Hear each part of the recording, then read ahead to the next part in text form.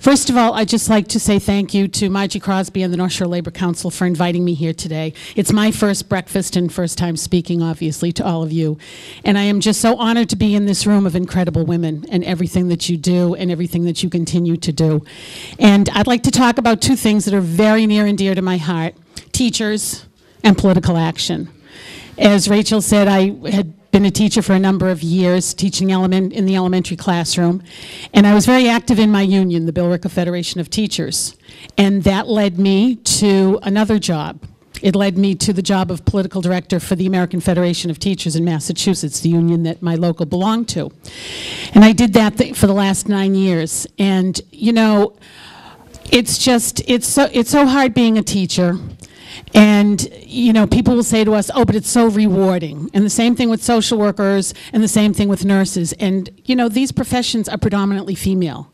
And I mean, we love it when we get accolades, and we love it when everybody tells us how rewarding it is, and oh, you have the summer off and whatnot. But when you think that we need a bachelor's degree, a master's degree, and professional development credits, and to continue our recertification every 5 years, well, you know what? A nice pat on the back and a smiley face isn't enough. That's not what the other professions are getting when they get bonuses at the end of the year for meeting their, you know, criteria, when they get extra vacation or higher pay or a nice car or a nice 401k plan because they put in the hours or they did something on their professional job as well.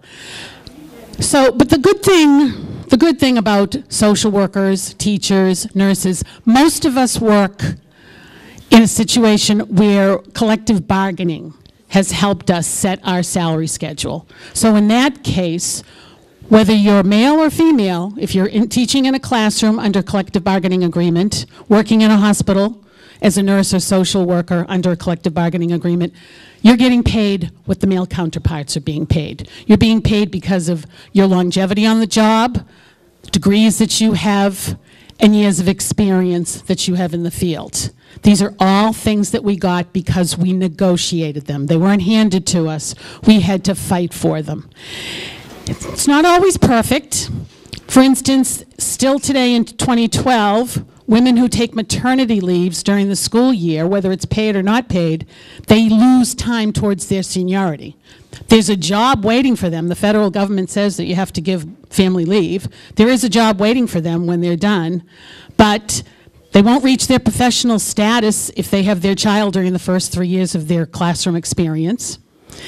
And they lose some of their seniority if they're out on maternity leave for 8 or 12 weeks as well. So these are things that we continue to need to look at and we need to work on, because we should not be penalized because we become mothers.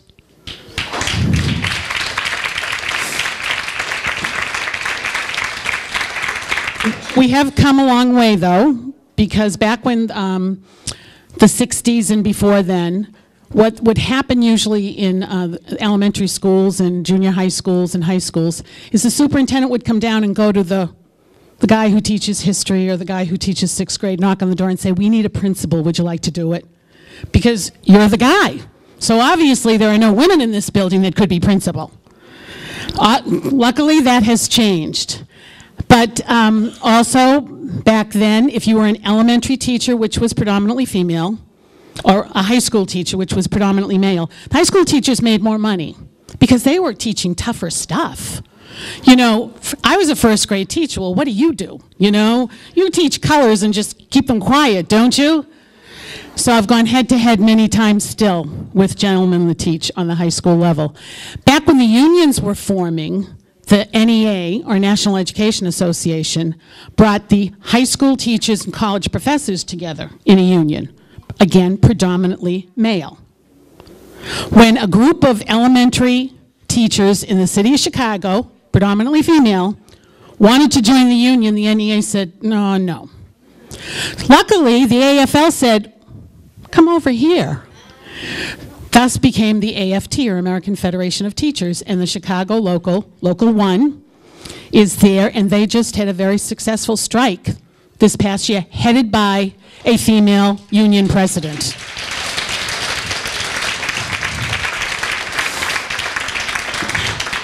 Now we've been introduced to charter schools. Charter schools some are good, some are not so good. What's really off is the funding.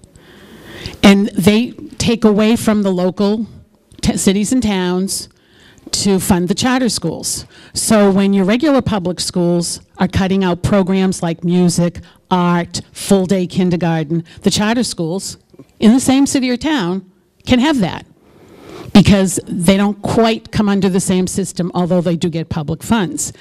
But on the whole, charter school teachers get paid 8% less than those of us in the regular public schools. They're not guaranteed seniority. They don't always have collective bargaining rights, thus creating a high turnover.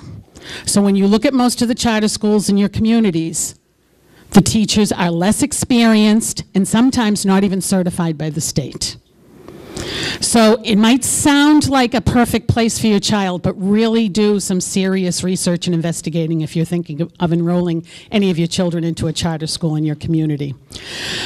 So what does this all mean? It means that as teachers, social workers, nurses, we need to be politically active because all these things that are decided by the legislature.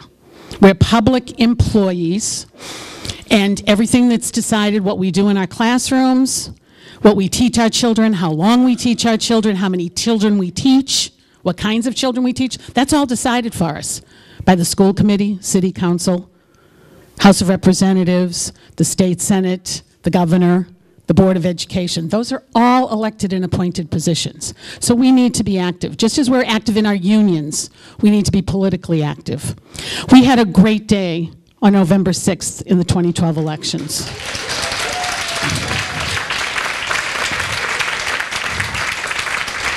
We elected a lot of great legislators, and the better your legislator, the better the laws will be. But the work is not done. For all of us that were standing together, and it was really exciting this year to be standing behind Elizabeth Warren, all the unions together, Teamsters, with teachers, with firefighters, standing behind a woman and helping her get elected to the U.S. Senate. We're not done, though. We need to keep those relationships going. Legislators can't know everything about everything.